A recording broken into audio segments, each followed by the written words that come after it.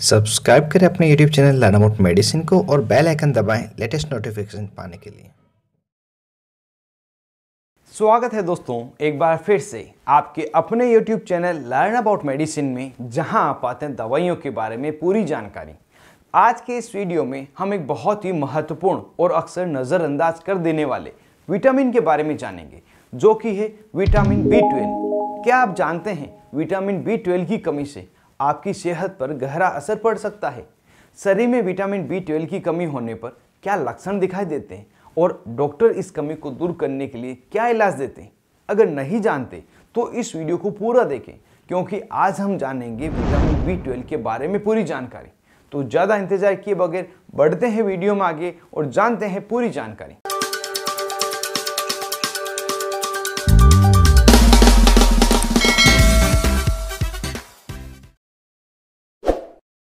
Hello friends, नमस्ते दोस्तों।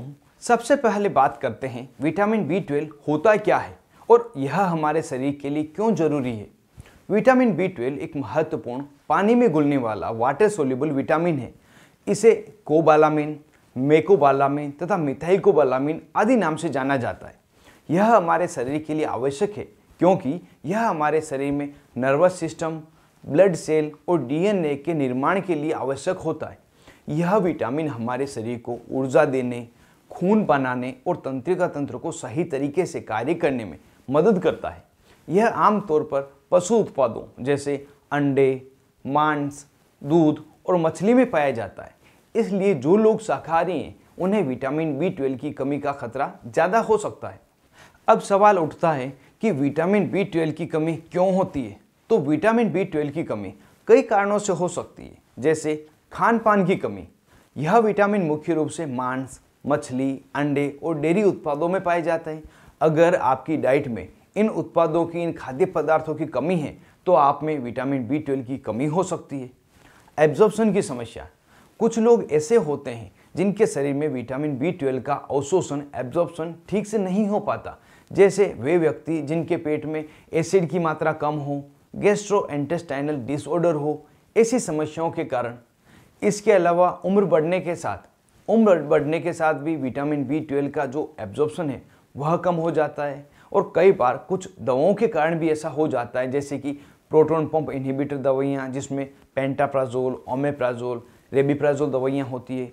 इसके अलावा मेटफॉर्मिन, जो डायबिटीज़ में दी जाने वाली दवा है, यह भी विटामिन B12 के एब्जॉर्प्शन को प्रभावित कर सकती है। इन सभी कारणों की वजह से व्यक्ति में विटामिन B12 की कमी हो जाती है। अब जब विटामिन B12 की कमी शरीर में होती है तो क्या लक्षण दिखाई देते हैं, उन्हें भी हम यहाँ पर जान लेते हैं। लक्षण जैसे कि थकावट और कमजोरी का रहना। आपको बिना किसी कारण के अत्यधिक थकान महसूस हो सकती है। यह शरीर में पर्याप्त रेड ब्लड सेल RBC न बनने के कारण होती है। श्वास में कमी होना, चक्कर आना, हृदय की धड़कन का तेज हो जाना, तंत्रिका तंत्र से जुड़ी हुई समस्याएं जैसे जनजनाहट होना, बेहोशी होना या गंभीर दर्द हो सकता है। मानसिक स्वास्थ्य पर असर पड़ सकता है, जिसमें डिप्रेशन, भूलने की समस्या, मूड स्विंग होना। पेट से जुड़ी हुई समस्या जैसे पेट में गैस बनना, क्रैम्प्स आना और कब्ज होने जैसी समस्या भी हो सकती है। अगर आपको इनमें से कोई भी लक्षण महसूस हो तो यह विटामिन B12 की कमी के संकेत हो सकते हैं।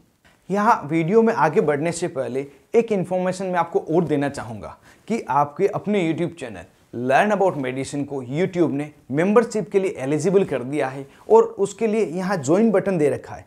इसको क्लिक करके, इसको दबाकर आप मेंबरशिप ज्वाइन कर सकते हैं।